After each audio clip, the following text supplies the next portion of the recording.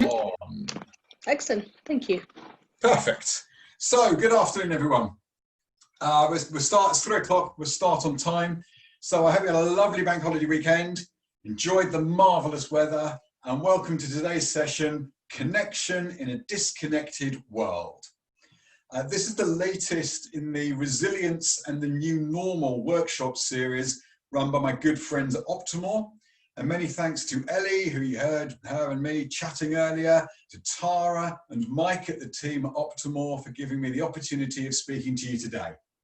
So my name is Russell Beck. I'm the Director of Inspiration at a company called ImagineThinkDo. We're a small specialist consultancy that strongly believes that what sets organizations apart is their people. We inspire, challenge and enable leaders to unlock the value and the potential of their people, which are, after all, your most expensive and your most valuable asset. So, as perhaps the biggest understatement of the year, we're living in strange times. I'm seeing across a lot of businesses how the initial adrenaline rush caused by the crisis, where action was demanded, has, or is certainly starting to really quite rapidly wear off.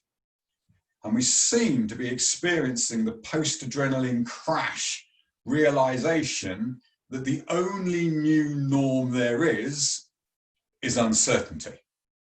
And what is true above anything else is that no one knows how this will play out. As some of our people slowly start to return to work, we're seeing fears not only of a second wave, but maybe a third, and who knows how many more may come. At the same time, realization is dawning for a lot of office workers that they may not see their desk this side of Christmas, if potentially almost ever again. More than ever, there is a need for us to connect effectively with our people, with all of our people. It was noted after 9/11 that the most effective managers maintained high levels of visibility in their own organizations, and that they were seen to be leading. To quote one researcher, most people engulfed in a crisis want to be led, and accordingly need to trust that you are going to lead them. Trust is, however, hard to earn at the best of times, and it will be even harder in today's environment. This places a greater onus on managers and leaders to communicate effectively and to communicate humanely. More than ever, we need to connect with our people, we need to act with compassion and listen to them. So my goal for the next 27 minutes is to show why connection is so important to us as humans. I will then try and give you a range of practical tools and ideas so that you can pick the ones that will work for you and your business to enable you to connect with your colleagues and your team members. So I've got 27 minutes. This is the abridged version of some of the stuff I talk about. Firstly, let's look at the importance of connection. Have you ever been in a meeting and been ignored? You tried to talk, but got spoken over. Where you chose not to speak rather than share your thoughts. Where you didn't have your chance to have your say. These events are called micro-exclusions, and they may be micro in name, but they have a massive impact. When this happened, how did you feel? What did you then do? Whenever we don't get our chance to have our say or to have a go, I suggest that most people give up. We can't be bothered with it anymore. We wonder what the point of it was. We feel frustrated, maybe angry, we feel hurt. And whilst I'm sure no one intended for anyone to feel this way, we do. And our children experience this all the time. As an example, my best friend Chloe doesn't want to be my friend anymore. She just wants to play with Hattie. And we still feel it as adults. So today, how's it going with the video calls? Did you get your chance to have your say? Did you get spoken over?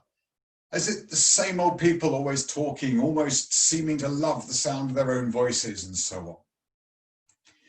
on? In her book, More Time to Think, Nancy Klein observed that in meetings, it is common for people to get 20 seconds or less to speak before someone interrupts them. In groups, we are often far more focused on contributing what we want to say rather than actually listening to the person who's actually speaking. And by interrupting a person, we don't allow them to complete their wave of thinking, which limits the extent and the depth of the collective group's thinking. To quote Luna Lovegood from Harry Potter, "I've interrupted a deep thought, haven't I? I can see it growing smaller in your eyes."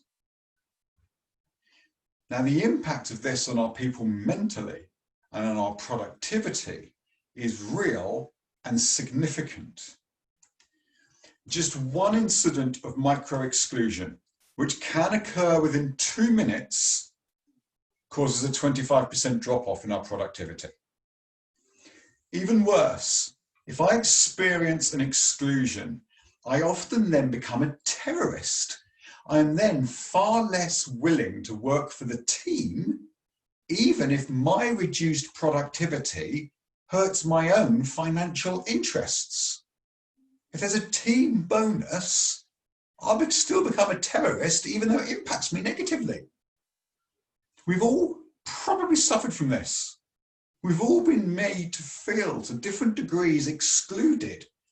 I'm just showing you what the impact is and how big the impact is. This is why connection, having a voice, being heard is so important, and neuroscience shows us why. Very simply, the brain uses very similar neurocircuits to handle social and physical variants of pain and pleasure. In essence, social injury, social exclusion may affect our brains in the same way as physical injury. And we actually all intuitively know this.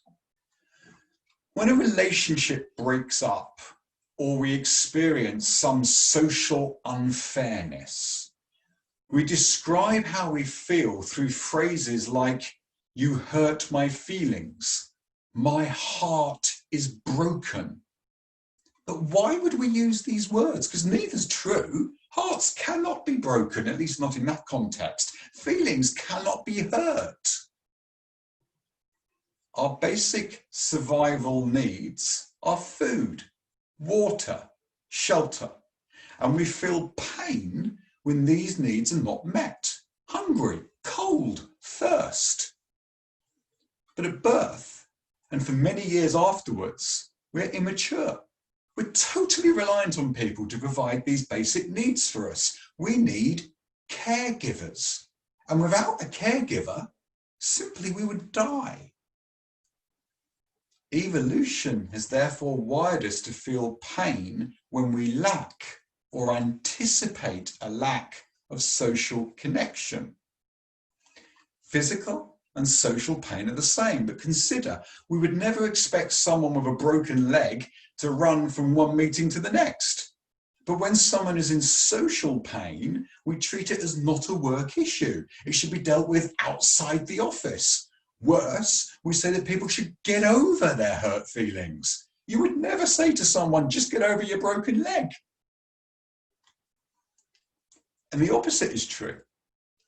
Our brain's reward system acts as strongly to social rewards, like social recognition, as it does to other more tangible rewards, the most classic and typical one being money. This is why, and the reason behind why connection and attachment to a group of colleagues is a better motivator for most employees than money. I'm sure you have all heard of Gallup's Q12. Gallup identified that there were only 12 questions you needed to ask in order to understand how engaged your staff are in your work. This is 30 years old. You can Google Gallup Q12. One of the 12 questions was, do you have a best friend at work? And when Google published their analysis, this was one of the 12 questions that companies kicked back on, pushed back on. We're not in the business of creating friendships at work. What's that going to do with profit or shareholder value or whatever they're doing? But notice in this context of connection, what the question is getting at. High-performing teams are not made up of acquaintances, people who just happen to stumble across each other. High-performing teams are made up of far stronger bonds. Friendship. Colleagues may let you down. Friends don't. Friends accept you for who you are, what you are. They support you. They are there for you. They are reliable. Studies have shown friendship-centric teams are far less likely to fail. Now, that's a brief summary of how important connection is to us. Connection is the basis for belonging. Connection is the way you unlock the benefits of having a diverse workforce, but that may well have to be a subject for another day. Connection is a basic human need. Connection at work is a critical mental health issue, challenge, and opportunity. It's very easy to see from some of the stuff I've shown you, if you just take it one step further and go, this is why the loneliness epidemic has such a devastating impact on our physical and mental health. One research study is saying that the impact of loneliness is the same on mortality as smoking 15 cigarettes a day. This is why. It's connection. Again, maybe subjects for another day. This is how important it is. So from this point on, let's look at tools and techniques to support and try and overcome this. So I promised a tool on how to have more effective meetings. We have found that in all meetings, there are people who tend to dominate, whether by virtue of hierarchy, they're the boss or the VP or whatever, or personality. They're extroverts and they think by talking out loud. At the same time, there are people who struggle to be heard, who choose to remain silent. And this dynamic can be exacerbated on video calls, where either the body language signals that normally guide us to include people cannot be seen, especially if people join by audio only, or on video calls where only one person actually can speak at once because it just becomes a mess otherwise. To enhance all meetings, and especially video calls where the loudest person can more easily dominate, we recommend using Nancy Klein's thinking environment technique rounds, preferably with cameras turned on. We find it a very powerful tool as it gives everyone a chance to share your thoughts in an equal way, which in turn leads to better quality thinking for the whole group and thus better decisions. Now, the rounds technique is not simply about taking it in turns to speak. It is far more than that. It is about the quality of the attention we give the person speaking. Listening well has been shown to have a generative impact, improving on the quality of thinking of the whole group. If whilst others are speaking, we're busy taking notes, thinking about what we're going to say, we're not fully listening to the speaker. Likewise, if we're busy judging what they're saying, agreeing, disagreeing, we may miss the nuances in what's being said or misinterpret. Keeping eye contact lets the person speaking know we're fully listening to them. This is how rounds works. The group leader will ask a well-crafted question of the group. The question would normally start with the phrase, "What are your thoughts on?" They then will ask for a volunteer to start and agree the order that follows. If we're in a meeting room environment, it may mean the baton is passed to the person on the left. On a video call, we might agree to do it in the person in the order that people's images are shown on the screen. Each person is given a set time, 1 to 2 minutes, to answer the question from their own perspective. And they are trusted to respect the group and manage their own time rather than having a timekeeper. As each person shares their thoughts, everyone else in the meeting gives that person great attention, being genuinely curious as to what they will say next. The speaker may talk straight away. They may be quiet. They may gather their thoughts. They may say a lot. They may say a little. What is important is that they're given the time and space to answer the question without a sense of rush or pressure to see where their thought waves take them. Once finished, the speaker asks the next person, "What are your thoughts?" And then that person gets their time to speak. That second person might build on what's already been said or make it a completely different perspective.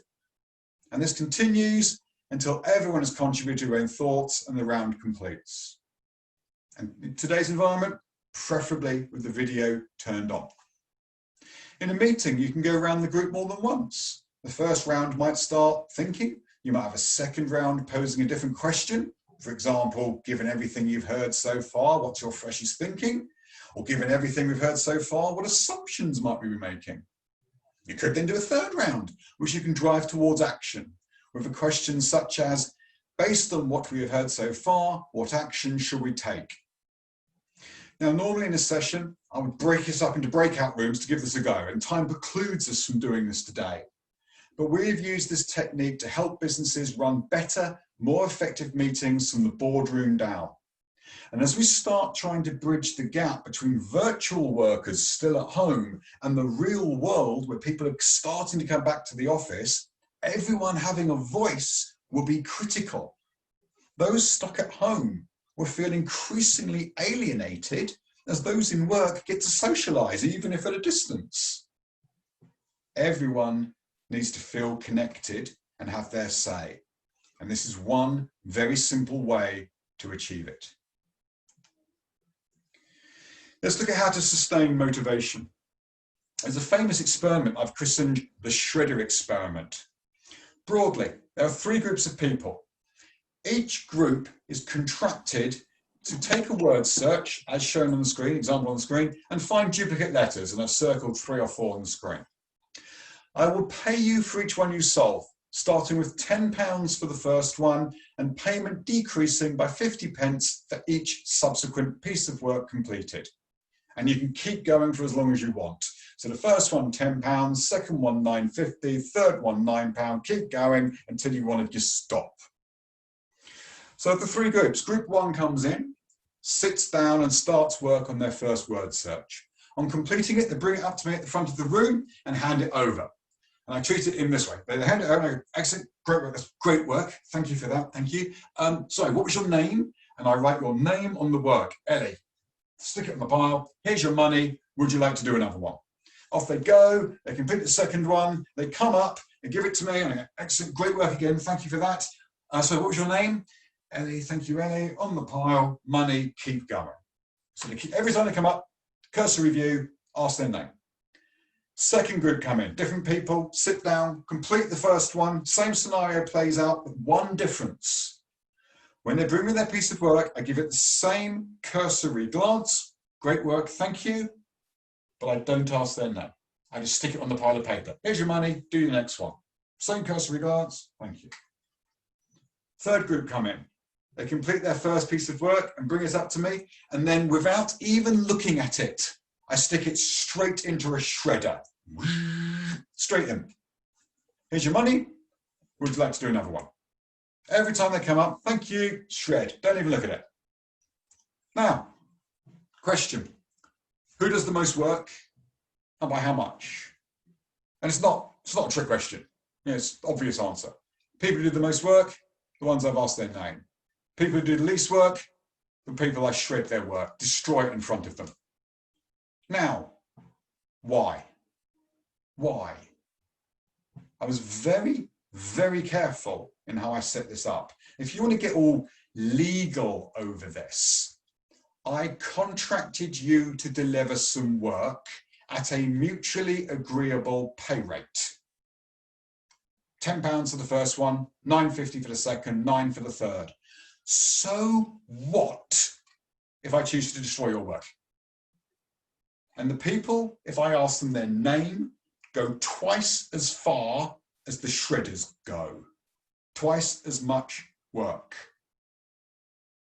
Why? Because who cares if I'm stupid enough to pay you good money and I destroy it in front of you? Why? Who's the fault? And actually notice the third group could have cheated. I didn't even look at it. I just took the work and shredded it. But yes, the named people go twice as far as the shredders. But that is not the real question here. The real question is how much work did group 2 do? When did they stop working? Do they fall towards shredders or the named people? And they fall towards the shredders. Named people do twice the work of the shredders, go twice as far. The unnamed people only do 10% more than the shredders.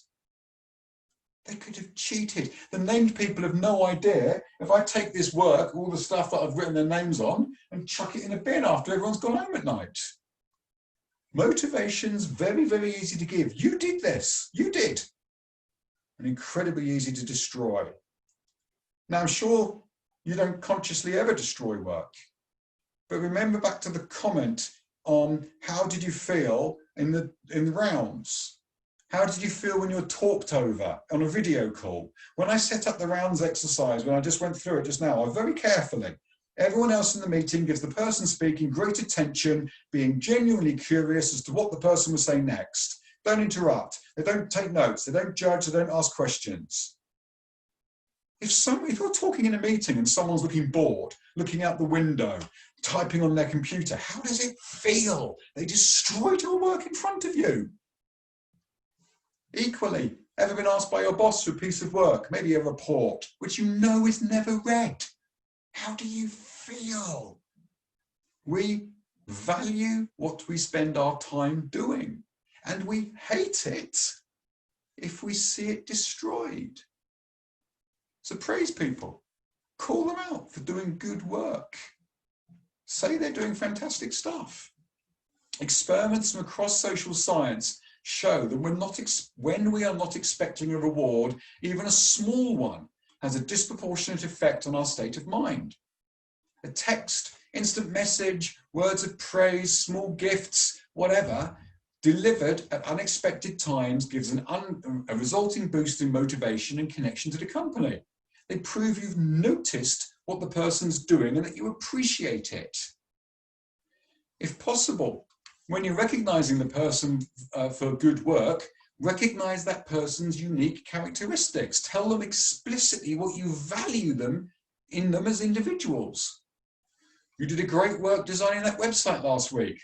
The client was really picky and specific. Your attention to detail was exactly what we needed to successfully deliver the project. Not only does this approach acknowledge the individual's strengths, but it also stresses the value of those strengths to your organization. And praise becomes self-reinforcing. If we're thinking appreciative thoughts, there has been proven that there is a greater flow of blood to the areas of our brain responsible for critical thinking. When we're appreciated, the rhythm and pattern of our heart moves towards more healthy levels, which again stimulates the brain to work better. People demonstrably think better in the presence of appreciation. People stop thinking in the presence of criticism. So praise people. Praise them regularly. And studies have shown we need 5 positive interactions to make up for every negative interaction we have with someone close to us. So the second element of maintaining motivation, though, first one is recognition and praise. The second one is crystal clear expectations. According to a professor at Berkeley, University, California, pre-crisis, a quarter of all workers were unable to focus because of lack of direction from their boss. I wonder how big that figure is now when we're managing from a distance. Leaders must provide workers with the right work to do, appropriate amount of work to do, be clear about performance expectations. Working remotely amplify this needs. We need to be good communicators of our expectations, define results accordingly, set specific measurable goals. Now, this isn't micromanaging, not at all. This is being crystal clear about what your expectations as a manager are of the people working for you. The greater the clarity, the greater the understanding, the better the work that will be produced. Setting clear expectations indicates your attention to, understanding of, and respect for their job role. Third way to maintain motivation is to increase the frequency with which we engage with our people. But equally, we increasingly need to do it on their terms. Again, pre-crisis, one report stated 2/3 of remote workers said isolation from colleagues was a major disadvantage for them. At the same time, ACAS found flexible workers feel a greater need to give back to their companies. This can help people feel motivated, increase productivity, but left unchecked can result in increased likelihood of burnout. Today's environment exacerbates this. Employees may feel a greater obligation to work excessively to prove their worth, as the alternative may be furloughing or worse. Leaders need to focus on building a strong support system. And sociometric research proves shorter communication cycle times are more effective in building and sustaining morale and engagement. To give you an analogy, consider how ships change course. You don't get this ship into port by steaming it up and handbrake turning it outside the harbour wall. Rather, these ships make gentle course corrections of a few degrees here and there from thousands of miles away. They nudge. And conversations of our people need to be the same. We need to nudge. And the more regularly you check in, the better our ability to have an impact on our team member, because we can capture any issues more quickly. Model what it's like to show up as a virtual team player, but check in with them. And maybe having to do it on their terms, because we are all in our personal realities at the moment. When is best for each of your team members to speak? What motivates each of them? Are they an extrovert, so they want public praise? An introvert will want something different. How are they doing? Are they living with their family? Are they an extrovert living in a small flat by themselves? Are they an introvert living with a family which is going really noisy? One size fits one. You will almost need a team communication strategy, a communication strategy for each team member. And the final point, how to communicate with clarity and transparency. It is a universal human phenomenon that we are motivated and find meaning in one of 5 stories. Research by McKinsey found that across most companies, regardless of management level, industry sector, or geography, the split between which story motivates which people is roughly equal. Simply, to connect with and motivate all your staff, we need to tell 5 stories at once and spend the same amount of time on each. And the 5 stories are the company, society, customer, team, and individual. So how and what are you communicating to your people? What is going on outside of their immediate environment? Businesses are more than just what we do in the microcosm of our team. We're part of something bigger than ourselves. We impact more than just our direct colleagues. If in communication we only focus on talking about your business, you will at best only strike a motivational chord of 20% of people. Some examples. Tell all your people what you're telling your customers. Hopefully you're engaging with them fully, regularly with customers, informing them what you're doing, how, when, why. How are you supporting your customers? What have you done to help them in this crisis? How will your customers remember your business after this is all over? How you engage and support your customers through the crisis will be remembered and may likely be a big indicator of whether they remain customers in the future. An example is Optamor, looking to help customers by running these events. How will you remember Optamor going forward? Our employees want to know that there will be customers to come back to work to support. Employees are also our ambassadors, and can help preserve our brand reputation. So tell them what's going on with the customers. How are you impacting society? In some cases, you may be offering your products or services free or at reduced cost. In other cases, you might be allowing staff to volunteer or provide support. Employees can spread the message and also benefit from the social feeling of helping others and sharing good news. What's the company doing to keep employees safe? Even if I am safely working from home, showing how you are caring for my colleagues gives me a sense of well-being and that the company recognizes the issue and cares. If you have people working in a physical office, how are you looking after them? What processes have you altered to better protect them? How have you supported the staff, altering work schedules, training, access to assistance programs, and so on? Do you have any cases of COVID-19 in your business? Do any of your employees have relatives that are impacted? Do you know? We need to avoid the information vacuum by being honest about it. If you're running a physical operation, this will be critical, as the last thing you want is a rumour mill swirling that someone tested positive yesterday. In such cases, you'll need to be transparent and give as many specifics as you can about the situation. Where did that person work? Which buildings? Which floor? How have you responded?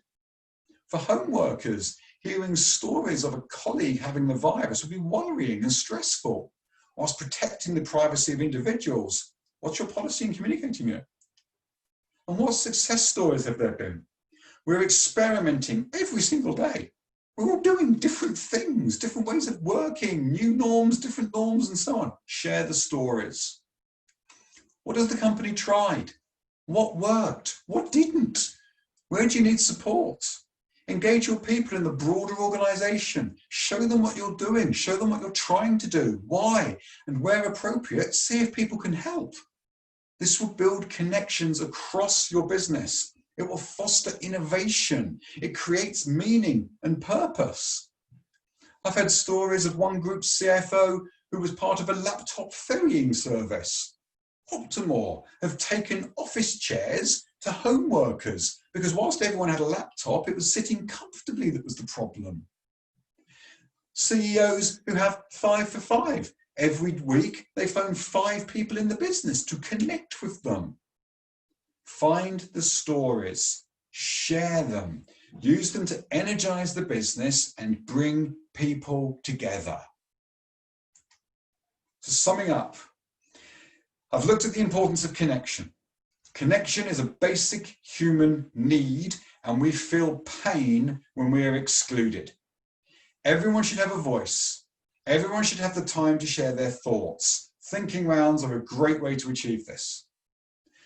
Motivation is very easy to give and even easier to destroy. Praise people.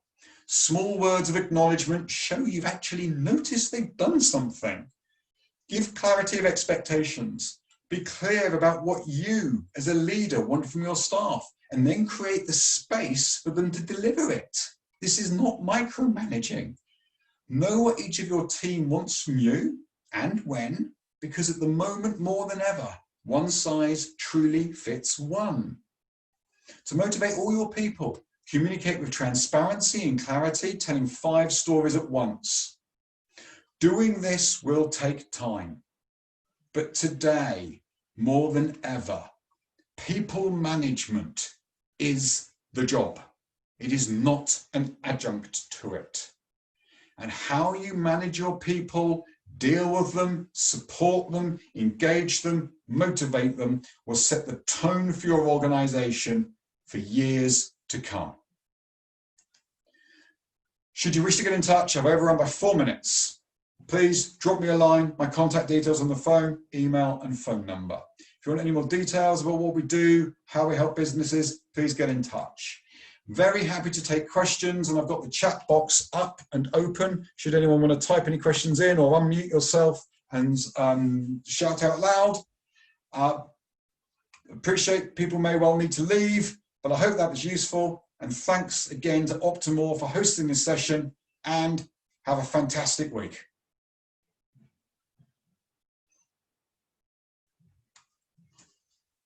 And now there could be deathly silence and for all I know, there's no one actually left on the call.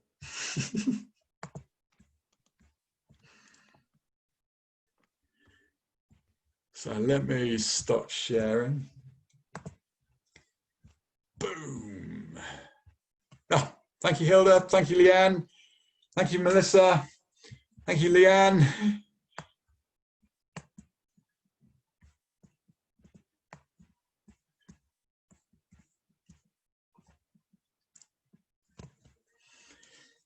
So yeah, if anyone's got any questions, more than happy to take them.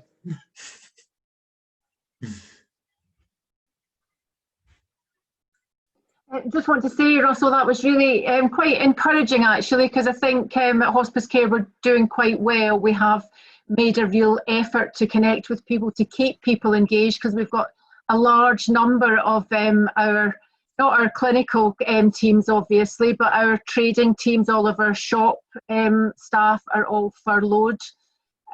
So we have tried to keep them engaged with regular updates from the CEO, and also just by including them in any emails, the wellbeing emails, the blog and everything else that we send out. So we're also keeping them updated about the furlough situation, a minimum of every 3 weeks, just, you know, by sending them out.